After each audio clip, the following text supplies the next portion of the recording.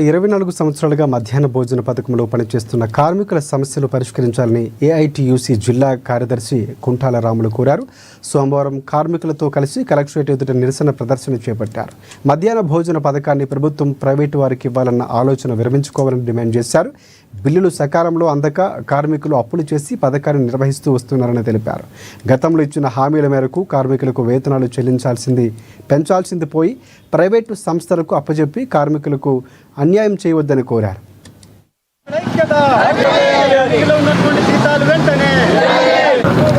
మన ఏఐటీయూసీ రాష్ట్ర సమితి పిలుపు మేరకు ఈరోజు ఎంబీడీఎం రాష్ట్ర సమితి పిలుపు మేరకు ఈ మధ్యాహ్న భోజనం ఉన్నటువంటి కార్మికులు గత 24 చేస్తున్నటువంటి 24 సంవత్సరం నుండి 24లో ఉన్నటువంటి ఈ మధ్యాహ్న భోజనం ఇప్పటి వరకు 2005 వరకు ఈరోజు మరి మహిళలు మరి పిల్లలకు పౌష్టికాహారం అందించినప్పటికీ మరి ఈరోజు ప్రభుత్వాలు కేంద్ర ప్రభుత్వం రాష్ట్ర ప్రభుత్వం కలిసి ఈరోజు ఈ మధ్యాహ్న భోజన పథకాన్ని ప్రైవేటు పరం చేయడానికి ఈరోజు రాష్ట్రంలో ఇక్కడ ఉన్నటువంటి రేవంత్ రెడ్డి ప్రభుత్వం కుట్రలు పన్నుతున్నది. ఈరోజు మేము చెప్తూ ఉన్నాం,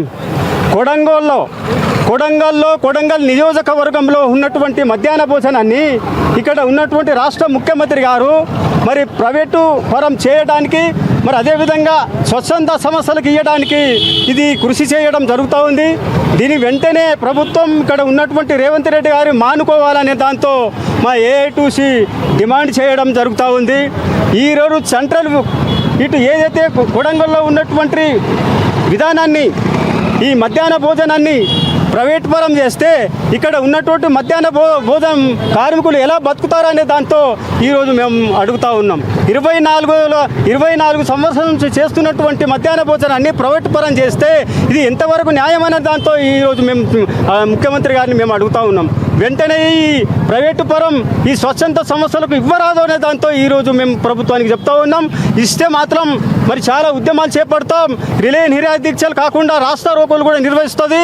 ఇప్పుడు ప్రభుత్వానికి వ్యతిరేకంగా కూడా